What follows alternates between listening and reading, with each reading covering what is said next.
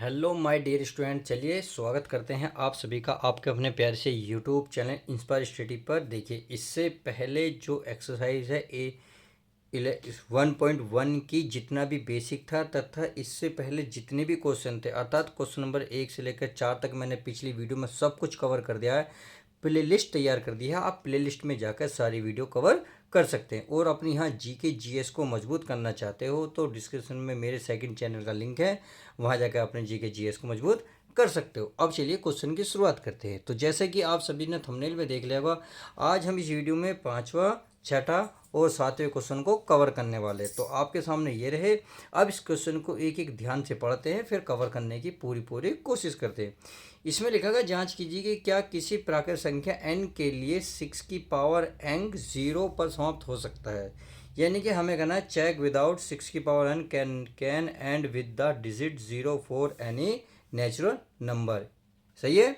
तो यानी कि ये करा जो प्राकृत संख्या n है। अब क्वेश्चन बनता है प्राकृत संख्या क्या होती है। सबसे पहले तो आपके दिमाग में ये आना चाहिए, यानी कि इतना हल होना चाहिए। देखिए, इस क्वेश्चन के पहले रामायण सुन लो, फिर तो आपको सारी महाभारत तैयार हो जाएगी। पहले कथा सुनेंगे ध्यान से, जब ही समझ में आएगा, नहीं तो डायरेक्ट लिखूंगा तो थोड़ा सा माइंड में नहीं बैठेगा। कि 1000 वीडियो देखने से तो बढ़िया है थोड़ी सी लॉन्ग वीडियो देख ली जाए और डिटेल वाली, तो वही मैं काम करने वाला हूँ। तो देखिए, पहले है प्राकृत संख्या n। यानी कि प्राकृत संख्या क्या होती है। देखिए, अब अगर आप किसी बच्चे से कहें कि आप काउंटिंग शुरू करें, काउंटिंग करें, यानी कि आप किसी बच्चे से कहें गिनती शुरू करेंगे, तो वो कहाँ से शुरू करेगा प्यारे बच्चों, एक से।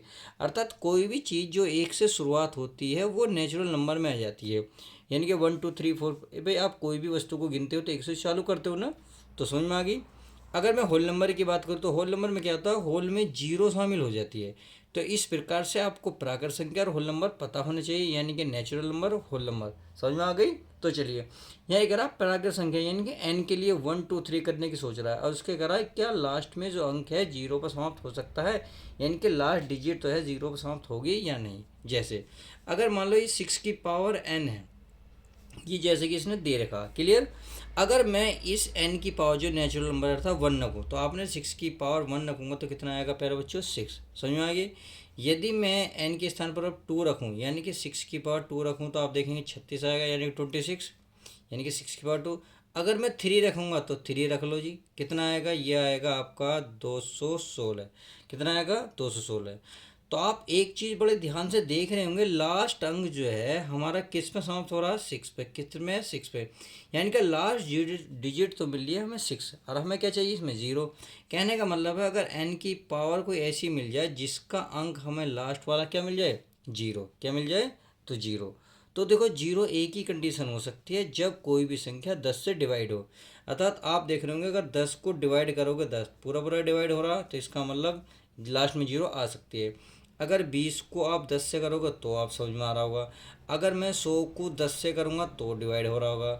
तो सर आप सोच रहे होंगे, सर ये 10 से कहाँ, ये 2 सर 5 से भी हो रहा है, 4 से भी हो रहा है। परंतु एक बात का ध्यान ना, आपको प्राइम नंबर याद रखना है। क्या, अगर मैं इसको तोड़ूंगा, 2 मल्टीप्लाई 3, यानी कि ये इसमें ही टूटेगा। इसका मतलब है ये जो आपकी 10 जीरो लास्ट में आती है, तो उसके लिए आपको 2 और 500 से डिवाइड होना पड़ेगा, तभी होगा। अब कुछ बच्चे सोच रहे होंगे, सर आप 20 को 4 से करके देख लिए। पर प्यारे बच्चों, 4 भी तो हमारा 2 में टूट रहा, नहीं टूट रहा। तो इसका मतलब हमें 2 और 5 तो चाहिए अगर जीरो लानी है, परंतु इसमें ऐसा तो कोई नहीं है, क्योंकि 6 के फैक्टर आप कितनी बार कर लो, तो 6 को लिखोगे 2 गुणा 3 लिखोगे ना, और पावर रहेगी n, कितनी रहेगी, n। अब n के स्थान पर चाहे 1 रखो, 2 रखो, 3 रखो, तो आपके स्थान पर तो ये 6 लास्ट में 6 आता है, जैसे मैंने आपको दिखा दिया।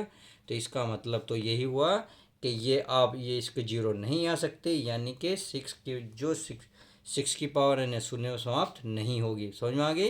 यानी कि 6 की पावर n का जो अंतिम अंक है जीरो हो सकता है कब, जब 2 और 5 अभाज्य संख्या प्राप्त हो जाए। परंतु 2 के 6 के फैक्टर करने पर 2 और 3 प्राप्त हो रहा, 2 और 5 हमें नहीं प्राप्त हो रहा। समझ गई। तो चलिए, इतनी महाभारत आपकी उम्मीद है अच्छे से समझ में आ गई होगी।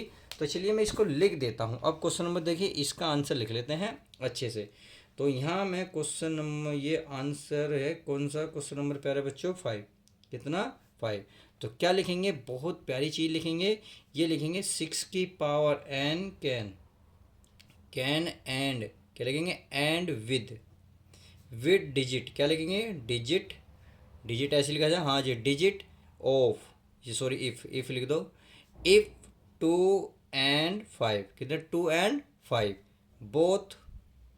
देखिए मैं इसलिए कह रहा था ताकि मैंने समझा दिया, अब सिर्फ लिखने का काम है।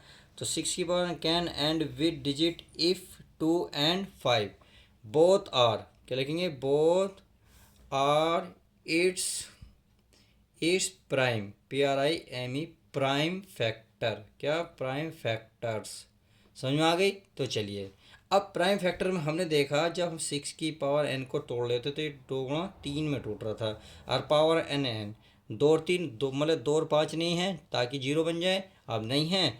तो यहाँ अगर देखिए 2 तो मिल गया, अगर 5 और मिल जाता तो हमारी 0 बन जाता। इसलिए आप क्या क्या करेंगे, कुछ भी नहीं करेंगे, आप एक लाइन लिख देंगे सिंस, क्या लिखेंगे, सिंस 5 इज नॉट प्रेजेंट, क्या it not present in the prime factor, prime, देखिए प्राइम लिख लेना फैक्टर, क्योंकि फैक्टर FACTORS फैक्टर्स ऑफ 6 की पावर n, समझ में आ गई। बस लास्ट में एक लिख देंगे, क्योंकि देखो मैं समझा चुका हूँ सारी, बस लास्ट में एक ले लेंगे 6 की power n can not end with क्या, with the digit, with the digit, digit कितनी 0, क्योंकि हमारी लास्ट में 0 नहीं आई, नहीं आने की, चाहे आप चाहे को कितने जो नेचुरल नंबर है 1 2 3 कुछ भी रख के देखोगे लास्ट में आपको 6 ही मिलेगा, समझ में आ गई। अब बात आती है हिंदी में, क्योंकि मैंने इंग्लिश में लिख दिया, अगर जो बच्चे हिंदी में देखना चाहते हैं तो इसलिए हिंदी में भी लिख देते हैं, हिंदी में आप लिख लेंगे। चलिए मैं लिख देता हूँ, ये 6 की पावर n का जो अंतिम अंक है, जो क्या लिखेंगे, अंतिम अंक, अंक क्या 0 हो सकता है, कब हो सकता है बताया था, जब 2 और 5 होंगे, हो सकता है जब 2 व 5 अभाज्य संख्या हो, क्या अभाज्य संख्या हो, बस अगर होंगी तो हो जाएगा, अतः लिख देंगे, अतः 6 की पावर n शून्य, क्या लिखेंगे, शून्य पर समाप्त नहीं होंगी, और यही इसका फाइनल आंसर आ जाएगा। उम्मीद है अच्छे से समझ में आ गया होगा। तो चलिए अब ये क्वेश्चन समझ में आ गया, अब को नेक्स्ट क्वेश्चन देख लेते हैं, अर्थात क्वेश्चन नंबर कौन सा, अब क्वेश्चन नंबर 6। देखिए क्वेश्चन नंबर 6 ये कह रहा, ये कह रहा एक्सप्लेन भाई, ये एक्सप्लेन करना है हमें कि कंपोजिट नंबर है नहीं है, हमें ये कंपोजिट हमें करना है। देखिए व्याख्या कीजिए, इतना और इतने भाज्य संख्या क्यों है, यानी कि देखिए दो ही चीज़ हो सकते हैं, या भाज्य क्यों है या नहीं है, नहीं होंगी तो कौन सी होंगी, अभाज्य संख्या। देखिए भाज्य और अभाज्य संख्या क्या होती है, मैं आपको चलिए एक रफ लेकर समझा देता हूँ अच्छे से, ताकि आपको समझ में आ जाए। देखिए भाज्य अभाज्य संख्या होते हैं, अगर मैं प्राइम नंबर को कंपोजिट नंबर की बात करूँ, क्या करना है भाई, अगर आप देखेंगे 4 8 6, आप देखेंगे अगर मैं इस 4 को तोड़ूंगा तो 2 गुणा 2 में टूटेगा, इसे तोड़ूंगा तो ये टूटेगा 2 गुणा 2 गुणा 2 में, सही है। अगर मैं इसे तोड़ूं तो 2 गुणा 3 में। अब देखिए अगर मैं एक प्राइम नंबर देखूं, ये के तो कंपोजिट नंबर है, का प्राइम नंबर देखूं यानी कि अभाज्य संख्या, तो जैसे कि 3 5 7, तो आप देख रहे होंगे ये केवल अपने आप में टूटेगा, या फिर एक और टूटेगा 1 में, किसमें 1 में, तो इसमें भी ये 5 और ये 1, ये आपका 7 गुणा 1, तो देखिए 1 तो इसमें भी आ जाएगा। तो आप देख रहे होंगे यहाँ पे 2 अंक से ज़्यादा प्रस्तुत हो रहे हैं, कुछ नहीं होगा तो 1 तो होगा, क्योंकि 1 तो सब में आएगा। यहाँ आप देख रहे होंगे 2 ही हैं, यानी कि जिसमें 2 अंक होते हैं वो होता है प्राइम नंबर, यानी कि अभाज्य संख्या होती है, क्लियर। और जो हमारे 2 से ज़्यादा फैक्टर होते हैं उसको क्या कहते हैं, उसे कहते हैं आप कंपोजिट नंबर, अर्थात भाज्य संख्या। उम्मीद है अच्छे से समझ गए होंगे। तो हमें यही सिद्ध करना है, इसके फैक्टर जो है 2 से ज़्यादा आने चाहिए, ऐसे इसके आने चाहिए, बस ये सिद्ध हो जाएगा कि हमारे जो है 2 से ज़्यादा है फैक्टर, क्लियर। तो चलिए मैं इसको कर लेते हैं, अब इसको करते हैं, क्या करेंगे। देखिए हमारे क्या क्या क्या है, देखिए यहाँ है 7 11 13 प्लस 13, तो लिखते हैं हम इसको, मैं लिख लेता हूँ, क्वेश्चन नंबर कौन सा है 7, तो यहाँ लिखेंगे 7 गुणा 11 और 13 प्लस 13 था, तो बहुत सिंपल है। आप देखें इसकी या तो आप कॉमन ले लेंगे, क्या कॉमन ले लो, या फिर सीधा कर लो मल्टीप्लाई। अब भाई अब अगर मैं मल्टीप्लाई करूँ 11×7=77, 13 कॉमन ले लेता हूँ तो 11×7=77 प्लस यहाँ हो गया 1, तो ये हो गया 13, 77×1=78। तो आप इसको कैसे लिख सकते हैं, 2 बार 2 उठेगा नहीं, इसे लिख सकते 13×6, क्योंकि 13×6=78।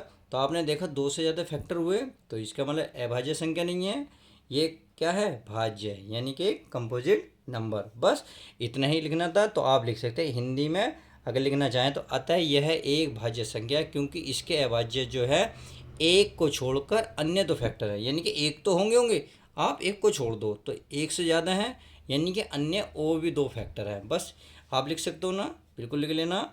बोल रहा हूँ कि हिंदी में अगर बच्चे लिखना चाहें लिख सकते हैं अतः यह एक भाज्य संख्या है क्योंकि इसके अभाज्य गुणनखंड एक को छोड़कर अन्य गुणनखंड है। समझ में आ गई, इतनी बात समझ में आ गई। अब चलिए अगर बच्चे इंग्लिश वाले चाहें तो चलिए इंग्लिश में भी लिख सकते हैं। चलिए देखिए एज, इतना लिखने के बाद पूरा, has more than 2 factors so it is composite number. समझ में आ गई, इतनी बात। देखिए हमने ये वाला करा, अब इसने एक और कही है, अब एक और भी देख लेते हैं कौन सी है। ये वाली है 7, 6, 5, 4, 3, 2, 1 प्लस 5, यानी कि 7 से लेकर 1 तक है प्लस 5 है। तो चलिए मैं इसको भी लिख लेता हूँ, ये भी हमें प्रूफ करनी है। यानी कि 7×6×5×4×3×2×1 प्लस के 5। अब आप देख रहे होंगे 5 इसमें कॉमन है, तो चलिए अगर मैं 5 कॉमन लूँगा, या आप ऐसे करें, इसकी अगर सारे की मल्टीप्लाई कोई दिक्कत तो नहीं, तो इसकी सारे की मल्टीप्लाई आएगी आपकी 50, कितनी आएगी 40, 50 40 प्लस का 5, इनको ऐड करेंगे तो आएगा 50 45। सही है। अगर मैं इसको फैक्टर करने लगा तो इसके फैक्टर होंगे 5×1009, कितने होंगे 1000, इनके 5×1009। तो आपने देखा 2 हो गए, परंतु एक तो आपको पता है एक तो होते होते एक को आप छोड़ेंगे तो आप देखेंगे अन्य फैक्टर भी हैं। तो आपको ये भी दिख गया कि यह भी, यानी कि आप यह तो क्या है आता है, यह भी एक अभाज्य संख्या है क्योंकि इसके जो फैक्टर आए हैं एक से अधिक, यानी कि 2 से ज़्यादा है, इसी प्रकार इसके भी ज़्यादा हैं।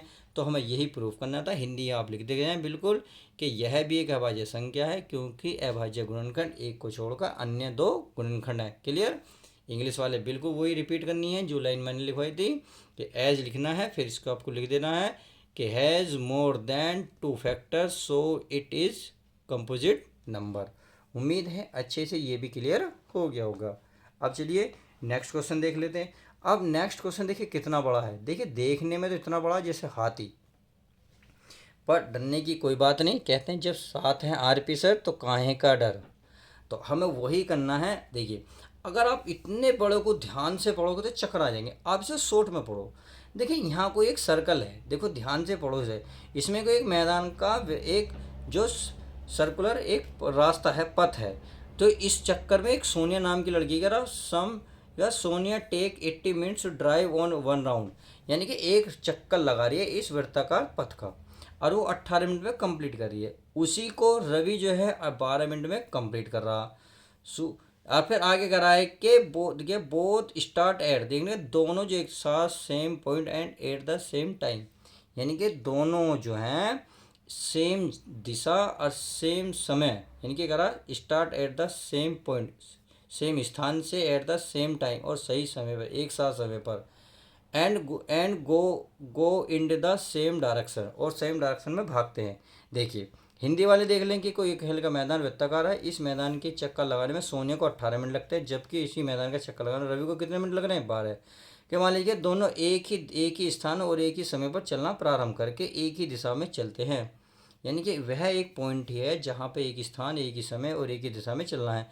कितने समय के बाद पुनः प्रारंभ मिल जाएंगे, यानी कि पुनः वो कब मिलेंगे, अगेन फिर कब मिलेंगे, बहुत सिंपल सा है। तो आप खुद एक बात बताएं मोटी मोटी प्यारे बच्चों, मुझे बताओ, उम्मीद है बता दोगे। भाई आप सोनिया नाम की लड़की इसका एक राउंड लगा रही है इस तरीके से, मान लो वो कह रहा है 18 मिनट में एक राउंड लगा लेती है। अब रवि नाम का लड़का चक्कर लगा रहा है इसके, वो कितने में लगा रहा है, ये तो होगी चलो सोनिया, ये हो गया रवि, रवि लगा रहा है 12 मिनट में चक्कर, ये 12 मिनट में, तो ये कह रहा है एक राउंड कम से कम कितने समय में लगा लेंगे इनके, जल्दी से जल्दी। तो बताओ क्या करना है भाई, जब हाईएस्ट ज़्यादा से ज़्यादा पूछेगा तो आपको पता है एचसीएफ निकालते हैं, जब कम से कम यानी कि लोएस्ट, यानी कि लो माने एल सी तो आता, तो एस सी एफ पूछ रहा, बस निकल गया।